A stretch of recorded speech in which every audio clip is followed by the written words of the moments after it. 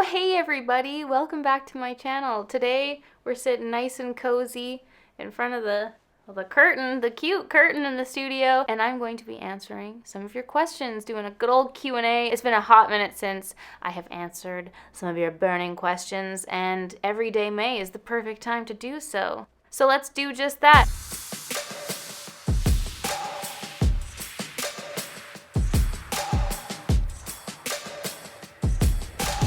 So, the first question is from @Briggs. What does the tattoo say that you keep on hiding? So this is kind of a funny little story. It's kind of a tragedy, and for those of you asking, I have 3 tattoos. I've got my cloud here. Oh, I forgot where my other one was. I got my little triangle here, and then I have the word MA. And I got this sweet little French word tattooed with my friend Catherine about a year ago now. And I've tried to hide it deeply ever since. We had a lot of sangria one day at lunch, decided to go and get tattoos, which is never, I'm all for spontaneity, but I should have, stopped it right there. But here's the thing, it was a really cute tattoo and I love the idea of it. I love the meaning of it. It was a fun experience. However, I don't know what happened. I believe the tattoo artist just sneezed when doing mine because Catherine's looks perfect. Hers is like perfectly thin, beautiful writing. We sat and drew out each of our own writing on our phones for her to trace. And Catherine's looks beautiful and thin. And mine is just smudged. It looks like someone drew on black Sharpie and then I licked it. It's just so smudged and terrible. She ruined me. It was so rude. So anyway, this is something I need to get removed because it just looks so messy. It makes me want to cry. And I bought the Apple Watch shortly after and my watch strap beautifully hides it on a daily basis. So that's the story of the tattoo. Yes, I will at some point be getting it removed and it looks terrible and that's why I hide it. The next question is from @SomeLaughter and she said, do you want any more tattoos or piercings?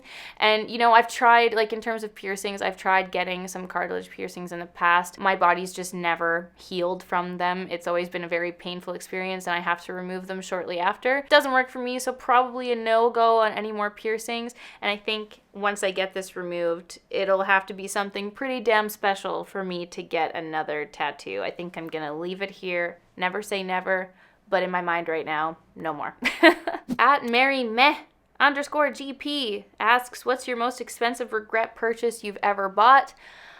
You guys, for those of you who have followed me for years, you know that there have been many regrettable luxe purchases in my life, and many of them have seen their last days on Depop when I cleanse my soul and cleanse my closet. But the one piece that I just can't seem to get rid of is my biggest regret, and that is my white Gucci sweater. God, I have this white sweater that has big black text that says Gucci across it. I bought it after absolutely obsessing with it when Jamie Genevieve wore it, and I was like, that is the coolest sweater I've ever seen. I love it so much. That was really when I was in that phase of big loud logos. I bought Gucci t-shirts, all these things, Gucci, ugh. What a mistake. And it's very crisp, clean white. It's one of those whites that I've just never put the sweater on because I've been so scared to destroy it with bronzer. So I think in total, I've maybe worn it twice since I bought it. And it just sits there collecting dust, wasted money in my closet. And it makes me so sad because me and the whole Gucci logo thing, we just had a little divorce. It's not really my style these days. But I do love it. I think it's cool. But I never wear it. And that's definitely my biggest current regret in my closet.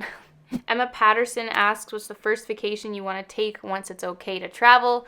And obviously once it's safe to do so, the first trip we're going to be doing is going home to Vancouver and seeing our friends and family. That is certainly the first trip we'll be taking. And then just because this weather in Toronto has been ridiculous, it has already snowed 4 times in May. It has been so cold and it is the longest winter on record for many, many years. And I think Dan and I are just going to sprint to anywhere that is warm. Whatever the trip is, wherever we go, it's just got to be somewhere warm.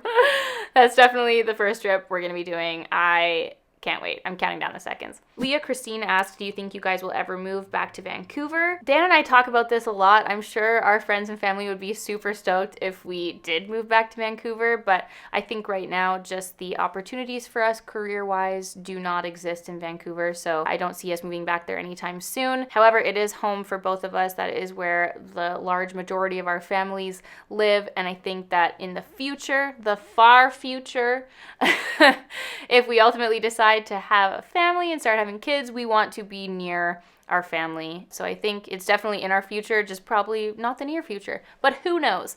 Who knows what the future will bring? I don't even know what's going to happen tomorrow. So then Lodacane. Every time I see her username, I'm always like, Lodacane. Forgive me for not knowing how to pronounce it, but thank you for all of the love. I see you. She asks, do you still own the Vancouver property? Are you a landlord? And if so, what's it like? So for those of you who were here when that whole thing went down, when we moved to Toronto, I ultimately had made a property purchase outside of Vancouver, and that was supposed to be my home. The goal was to live in it. I never intended to rent it out and become a landlord, but at the time it just really didn't make sense to sell it. That would have been like disastrous financially for me at the time. So I do have tenants. I am a landlord. It was never intentional. It's like, it's not the worst thing. It's definitely more stressful than I want it to be at times. But ultimately, overall, I just feel super blessed and happy to be even considered in the real estate market. So I try to look at it that way, try to look at the positives. But I also saw a lot of you guys asking if we're ever going to move back into that property. And that was a decision I made in what feels like another lifetime, a whole other mindset, and I don't see us ever living there, which is sad. It's sad because at the time we were so excited about it, but I do see our futures going elsewhere. Liz Stavru asks, why don't you play Animal Crossing? Listen, guys, when the whole Animal Crossing thing went down, first of all, I was like knee deep in the Stardew Valley game. I've pretty much reached full end game point at this point in Stardew Valley, but when it all went down, when everyone was going crazy about the Nintendo Switch, everything was sold out. It's definitely there and available now. I've been trying my best to not bring another gaming console into this household. I don't need any more distractions, but if people keep raving and babbling on about Animal Crossing as they are, I might have to give in. But really up until this point, the only reason why I haven't is because I already had so much other crap. Lauren Warnica asks, what workouts have you been doing at home? Listen, it's been a rough go trying to motivate myself to do at-home workouts. It's tough. It's been getting better for sure. Dan and I have definitely been taking our turns on the Peloton, and the Peloton app itself, we've actually been using more than we have been the actual machine. We've been doing a lot of the like body weight circuits and workouts that are on the app, which has been awesome. We love the workouts by Jess and Olivia. They're fantastic. And we get to do them together in the living room, which is really cute. I've been doing some Pilates by Amanda. I've been doing the ride streams, like Ride Cycle Club has been doing daily streams of ride, which is awesome. I have completely lost my ability to do it. I have gotten so out of shape during this quarantine time. It's crazy, but we've been trying to work out as much as like we are able, and I'm trying to not beat myself up about it if I don't work out, and I'm trying to really celebrate the days that I do work out. So I strongly am looking forward to the day when we can go back to the gym and go back to our group fitness classes. I miss them so much. Lady M17 asks, how are you and Dan handling your relationship during quarantine? And this is something that's very interesting and has come up a lot. I've been seeing a lot of people really struggle with spending so much time with their partners and significant others because people just aren't used to spending so much time together if they do work apart and spend a lot of time apart. But luckily, I mean, not much has changed for Dan and I on a day-to-day. We do spend like 24 hours a day together. We're very much used to spending this much time together, so not much has changed. So I'm very thankful that Dan and I are compatible in this way. I'm very grateful for him every single day. At Jissy asks, if you were to change one thing in your life, what would it be? Dan and I laugh about this all the time. We talk about it all the time. Seriously, the one change we'd make in our life is living in a warmer climate. That is truly the only thing. That's it. Just get me to a warm place. I am over the Canadian winters. I am out. I'm out. IRA_7834 asks, are there real friendships in the YouTube community? I think that's a very interesting question coming from probably a very interesting point of view. I definitely, in my workplace of YouTube, the YouTube world, I have met some of my most favorite and dearest friends and people in the world through what I do. And I think that in any workplace, there's always going to be a bunch of different relationships. There's going to be real, amazing relationships. There's going to be fake relationships. And there's going to be relationships that are just mutually beneficial business-wise. So it kind of depends on the person. It depends on the people. It kind of depends on the person. But I definitely, yes, have made many incredible, very real friendships through YouTube. And I think a lot of it is very genuine. Maria asks, I'm moving out on my own for the first time. Do you have any tips on settling in alone? And this is something I got like really excited about when I read this question, because I do feel like I have a little bit of a different view on moving out on your own for the first time. I do come from a divorced family. I moved between my mom and my dad throughout my entire life. Like, I moved every 6 months to every year of my life. So the physical like moving part for me wasn't a big deal. Whereas I feel like some people who grew up in like one house for their entire lives and are moving out for the first time, that can be a lot more daunting. But I would definitely say that the most exciting part about moving out is being able to completely create your own world and set up your own space to how you want it to. You're totally living on your own time. Like, my apartment in Vancouver was the first time I like moved out alone into my own apartment. And even though like the stresses, like the responsibilities that you take on by living on your own can be quite stressful, but the enjoyment and excitement of being in your own space and setting up your own life for the first time, like in your adulthood, is so exciting, and I loved every second of it. And I have nothing but fond memories of my moving out onto my own for the first time, and hopefully you can just really focus on the excitement that brings entering into the adult world.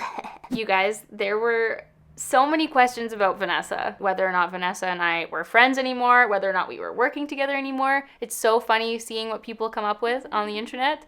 Hello, Vanessa. Where are you? In sunny Vancouver. Why aren't you here with me? Because it's snowing in Toronto. Why haven't you been in any of my videos? Why aren't we hanging out? Because we can't. Because it's quarantine, people! You look beautiful. Yeah, My God. Oh my God, your hair. You're a mermaid. Face master. Ugh, blessings. Well, thank you for confirming to the people, Vanessa. We're still in a long distance relationship. Yeah, we're in a long distance relationship. Yeah, Hopefully we're still friends, people. we'll be reunited soon. Yes. All right, thank you for clarifying, ma'am. Miss you. Have a beautiful day. Video. Bye. Bye. Beautiful day. Bye. Well, there you have it, guys. Vanessa's very much still there. Obviously, when COVID hit, it's been a long time since we've been able to see each other, since she's been able to be in the videos. But just to confirm, yes, Vanessa is still very much a part of my daily life. I talk to her every day, probably to her dismay. And I know there's a lot of questions about how Vanessa and I work together. Brooke Spears asked, is Vanessa your manager, or how does she relate to your business? And yes, Vanessa is my manager. So she basically deals with any contracts that we do, any incoming business relations that we have with brands. Vanessa takes care of that on her end. She's a warrior on the email front, thank God, because I'm so bad at emails. But yes, Vanessa's my manager. She's still there, guys. I miss her too. I know. Lorrainebow asks, what aren't you going to take for granted once all of this quarantine business is over? You guys, there are so many things that I'm not going to take for granted anymore. Dan and I talk about this so much, but we're such homebodies, you know. Previous to all of this thing going down, we were always joking, being like, ugh, we just never want to go out. We never want to interact socially. And I feel like I'm never going to take social interaction for granted again. I'm so excited to see my friends. I'm so excited to see my family and do stupid little mundane everyday things. I'm excited to be able to go outside guilt-free and go on a coffee date or go for a rollerblade or just go hang out with my pals. I feel like I'm going to become a social butterfly when all of this is said and done, because I've just been missing the social aspect of the world so much. Oh my God, restaurants? Going for dates? I miss that so much. I miss trying new food, trying new restaurants, trying new workout classes. Like, there's so many things that I'm looking forward to when all of this quarantine business is over. Becky Sussman asks, how many siblings do you have and how are you related to them all? As I mentioned before, I do have divorces for parents. I have 2 beautiful sides to my family, and amongst all of my siblings, there are 8. I have 8 siblings. Technically, if you want to be technical with it, I'm an only child between my 2 parents, but I have many beautiful step and half siblings who are just my siblings. And we got a big old family. I got a lot of family members. Remembering birthdays for me, as someone who doesn't have Facebook, is a struggle. Kendall Sampson asks, how complicated are your taxes? Oh, very, very. My accountant hates me. Every 3 months is a dark place and dark time for me. Nina asks, do you have a degree? I do. I have a degree. I have a bachelor's. What is my degree? A bachelor's of communications and media studies. Do I use my degree? Absolutely not. I don't know how to say this name, but so-and-so asks, why did you get Meryl if you're allergic to cats? Not to be rude. So I grew up with animals my whole life. My mom has cats and dogs. My dad has had many dogs. I was just always surrounded by pets, and I never really had an issue. Sometimes when I'd go to other people's houses and like experience their pets that I wasn't used to, I would have a little bit more intense symptoms, but my body kind of always got accustomed to the cat or the pet that I lived with, so I never saw it as a problem. But when I got Meryl, I don't know if it's just because she drools excessively, she has more dander, I don't know, but my allergy symptoms have just been getting worse. I really don't post a lot about it too much. Every once in a while I'll post me like sneezing and stuff, but like guys, it's been getting really bad. Like especially now during this whole lockdown period, I've been spending so much more time with her than I ever have. Like normally we're traveling and in and out of the house so much, and just being with her 24/7, I feel like my body is erupting and I am shutting down, and it's been brutal. So yeah, the intention was never to get a cat knowing that I had intense allergies. I feel like my allergies have gotten worse and I just never got acclimatized to the Meryl. So it's very sad. It's been a very annoying part of my day. Alexandra asks, what's all of your work experience and past jobs? I've sat in many a shoe in my life. I have had a job since I was 13, which was illegal at the time, I know. I'm gonna try and think of all the places I've worked off the top of my head. My first job was Tim Hortons in Elmira, Ontario. God bless the drive-through queen. I babysat a lot, and I considered that a very lucrative business. I worked at a corner store. I worked at Pizza Hut. I was a little chef. I worked at Subway for a day. Urban Fare grocery store in Vancouver. Save on Foods in Vancouver. Wow, I'm really forgetting. Is this like a sign of old age where you forget all the things you did in your youth? I worked at Cornerstone Engineering while I was in university. I worked at the Voodoo Lounge, Ruth's Chris Steakhouse, Joey, Montana's. I feel like that's it, but I also feel like I'm forgetting some crucial ones. Those are the ones I can think of at the top of my head. I've had lots of jobs, many a job. It's an impressive resume. Adaria asks, how many languages do you know? One, tragically, English. I have been trying to grasp French. I've been trying my best. I'm really bad at learning second languages. I would like to get by in French and Spanish by the time I'm 30. I feel like that's a goal. That is the dream. I also feel like I have to learn Serbian because I can't have my future husband and children having a secret language to use against me. That would be so rude. So looks like I got a lot of studying ahead for me in languages. If any of you have any tips on how to retain the information, feel free to let a girl know. Do I have to move to Spain or France or Serbia to learn these languages? Who knows? Nisnar asks, how do you manage to be funny when you're not in a good mood? I really don't. I feel like it's a really hard thing to perk myself up when I'm in a funk. I feel like I really need to ride the wave out. I need to get out of the funk before I'm able to be perky and, fun and wanting to film. If I need to, I take breaks. I listen to my body and my soul and listen to what I need, and I try to never force humor. I really try to let that flow naturally. Okay, a gal named Robin wrote me a very long message, and I thought it was a good thing to discuss. And it was kind of in response to the last chatty video that I did talking about my feelings towards some fakeness and filtering in social media. And she said, in regards to that being portrayed in social media, do you think that things like lip fillers and mild Botox and treatments that a lot of influencers do is also contributing to that? Do you think that is also something that people shouldn't be doing because it's altering the way that they look? And I thought that was a really good question and a really good thing to discuss, just following up from that last video that I filmed, because I really think that it's two separate things, and I really think that it is determined by the honesty of the person. So my whole chat and blab on the whole filters thing was that I just didn't understand why people were so adamant about hiding their real skin and things on Instagram. Like, people will just post like these daily stories and like these pared down images like, oh, I'm in my sweats, but I have this like intense beauty filter covering my face at all times while I'm talking, or just like really heavily filtering or photoshopping all of their images. Like, that to me causes like such self-consciousness in myself. It makes me feel really like just not confident when I have zits and things, and I'm really trying to like break down that feeling in myself. And when it comes to like fillers and Botox and those things, like I feel like I've been super open with that, and I made the decision to be super open with that, and that's led to a lot of lashback that I've received. You know, a lot of people saying that I'm a terrible role model and I shouldn't be influencing the younger generations by doing this. You're beautiful in your own skin, celebrate what you have, blah, blah, blah. And I think the thing that is frustrating, and to answer Robin's question, is that I don't mind people altering the way that they look. If you feel self-conscious about something, if doing some small little thing would make you feel so fabulous and confident in your own skin and how you feel, then absolutely do it. Do whatever is right for you. My problem comes with people lying about it, or not even lying about it, but just completely dodging the topic altogether. There are so many people who I see on social media and on the internet who it's very clear that they've had many things done to their faces and to alter their image and to make them look better, and then they just don't talk about it. I feel like that's what creates the problem, and that's what creates like this degree of separation from what you think is perfect into how you feel in your own skin. So I feel like there's so many celebrities and people of influence, people on the internet who you see who get so much done, but they don't talk about it, which makes you feel worse because you're looking at this person and you're like, oh my God, how do they look so great?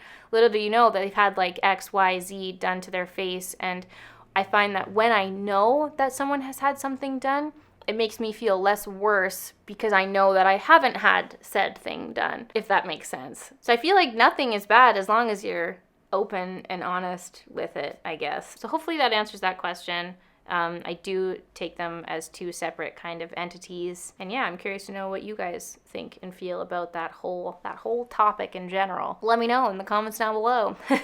And you guys, with that final blab, that is going to be the final question that I answer. Thank you so much to everyone who sent in your questions. I hope that you guys enjoyed having a little chat with me today. If you have any other questions, you can always slide into the DMs on Instagram. I'm at Alanorama. You can throw me a tweet, at Alanorama there too. I always love chatting with you guys, and thank you so much for all of your love and continued support. If there are any other videos that you guys want to see us film and post during Everyday May, please let us know in the comments down below. I hope that you all have a beautiful day. Thank you so much for watching, and I'll see you tomorrow for another video.